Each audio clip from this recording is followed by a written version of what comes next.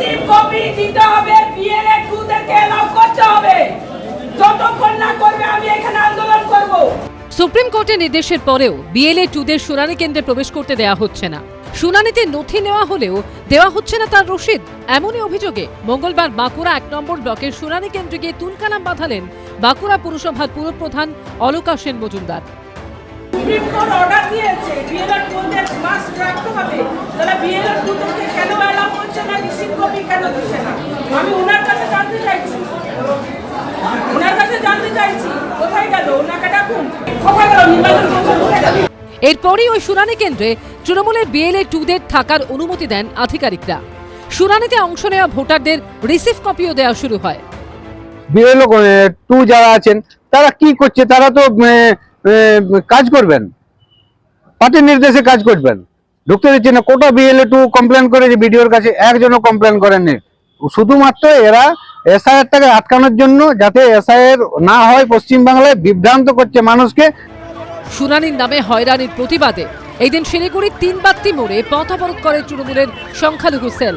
এই দিন রাজাবাজার থেকে ধর্মতলা পর্যন্ত এসআইআর এর নামে সংখ্যালঘু মানুষকে হয়রানির অভিযোগে সিদ্দিকুল্লাহ চৌধুরীর নেতৃত্বে মিছিল করা হয়। আমরা ভারতীয়, আমরা বাংলার মানুষ। আমাদের দাবি দেওয়ার পূর্বে লিখিতভাবে যে চিঠি বা স্মারকলিপি গভর্নর এবং সিইওর কাছে যাবে। এইদিকে এই দিন এসআইআর শুনানিতে হাজিরা দেন তৃণমূলের সোশ্যাল মিডিয়া সেলের ইনচার্জ দেবাংশু ভট্টাচার্য ও ভাঙড়ের আইএসএফ বিধায়ক নওশাদ সিদ্দিকী। পূর্ণেন্দু সিংহ, সুকান্ত মুখোপাধ্যায় ও সনদ শাহর রিপোর্ট, এবিপি আনন্দ। 86 বছরের অসুস্থ বৃদ্ধা থেকে অসুস্থ বৃদ্ধ। আমরা হাঁপানি রোগী, আসতে পারছি না, কোমর ব্যথা, ঠ্যাঙে ব্যথা। কেউ ব্রেন স্ট্রোকে আক্রান্ত, কারো স্বামী বিএসএফ এ কাজ করেন। এসআইআর এর শুনানিতে ভোগান্তি চলছে। লাইনে দাঁড়িয়ে হেনস্থার শিকার হতে হচ্ছে সাধারণ মানুষকে। অ্যাম্বুলেন্সে করে এসআইআর এর হিয়ারিং এ আসতে হচ্ছে উত্তর 24 পরগনার বনগাঁর বাসিন্দা ব্রেন স্ট্রোকে আক্রান্ত জিন্না মণ্ডলকে। আমার দাদার ব্রেন স্ট্রোক হয়েছে, একটা হাত একটা পা পড়ে গেছে। এই অবস্থায় আমার দাদাকে হিয়ারিং এ ডেকেছে। বলেছে করে এসছে, না আসলেও হতো, ওনার বাড়ি কেউ যদি আসতেন ডকুমেন্ট নিয়ে আমরা হিয়ারিং করে নিতাম। এসআইআর এর শুনানির নোটিশ পেয়েছেন পূর্ব বর্ধমানের জামালপুরের বাসিন্দা 104 বছরের শেখ ইব্রাহিম, যিনি চাক্ষুষ করেছেন দ্বিতীয় বিশ্বযুদ্ধ, ভারত ছাড়ো আন্দোলন থেকে স্বাধীনতা। বিশ্বযুদ্ধ আমাদের সামনেতে শেষ হলো, তারপর দেশ আমাদের স্বাধীন হলো। 1942 সালে গান্ধীজি ডাক দিলেন ভারত ছাড়ো আন্দোলন। 2002 এর তালিকায় নাম রয়েছে, তাও ডাকা হয়েছে এসআইআর এর শুনানিতে। নাতির কাঁধে ভর দিয়ে দুর্গাপুরের হিয়ারিং সেন্টারে এসআইআর এর শুনানিতে হাজির 86 বছরের অসুস্থ বৃদ্ধা। রবিবার মৃত্যু হয়েছে স্বামী। মঙ্গলবার সাদা থান পরে এসআইআর এর শুনানিতে দাঁড়াতে হলো হুগরি রিষড়ার পাপিয়া সাহা রায়কে।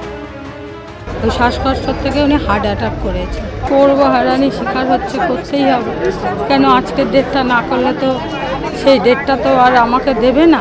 জলপাইগুড়ির বেলাকোবার বাসিন্দা জুই আজমি, স্বামী বিএসএফ এর জওয়ান, মেঘালয় কর্মরত, কোলে দুধের শিশু। তাকে নিয়ে জলপাইগুড়ির বিডিও অফিসে এসআইআর এর শুনানিতে হাজির বিএসএফ জওয়ানের স্ত্রী। আমার হাজবেন্ডের বাইরে কাজের সূত্রে বাইরে আছে, বিএসএফ এর সার্ভিস করে।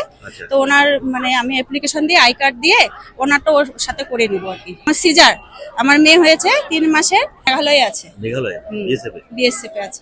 ওনারটাও আমি করব। হ্যাঁ, আমি একটা অ্যাপ্লিকেশন নিলাম, লিখে এখন আই কার্ডটা নিলাম, নিয়ে এখন দেখি ওনারা কি করে। ইংরেজ বাজারেরই বাসিন্দা পূর্ণিমা বিশ্বাস, নিজে চলাফেরাই করতে পারেন না, তাকেও এসআইআর এর শুনানিতে রাখা হয়েছে। 2002 মায়ের নাম আছে, মায়ের নাম দিয়ে করেছি। আমি অনেকবার ভোট দিয়েছি, আমাকে হেনস্থা করা হচ্ছে। কাছে ভোট দিয়ে অত্যন্ত কষ্ট করে এসআইআর এর শুনানিতে এসেছেন মালদার ইংরেজ বাজারেরই মোহাম্মদ কেতাব আলীও। আমরা 7টা ভাই বোন আছি, ওই কারণে ডেকেছে। কোতোয়ালির বাসিন্দা বিশেষভাবে সক্ষম ডলি দাসকেও ডাকা হয়েছে এসআইআর এর শুনানিতে। স্বচ্ছ ভোটার তালিকার স্বার্থে এসআইআর চান সকলেই, কিন্তু সেই এসআইআর এ সাধারণ মানুষকে যে ভোগান্তি পোহাতে হচ্ছে, তাতেই নির্বাচন কমিশনের ভূমিকা নিয়ে উঠছে প্রশ্ন। রাজা চট্টোপাধ্যায়, সোমক লাহিড়ী ও সমীরণ পালের রিপোর্ট, এবিপি আনন্দ।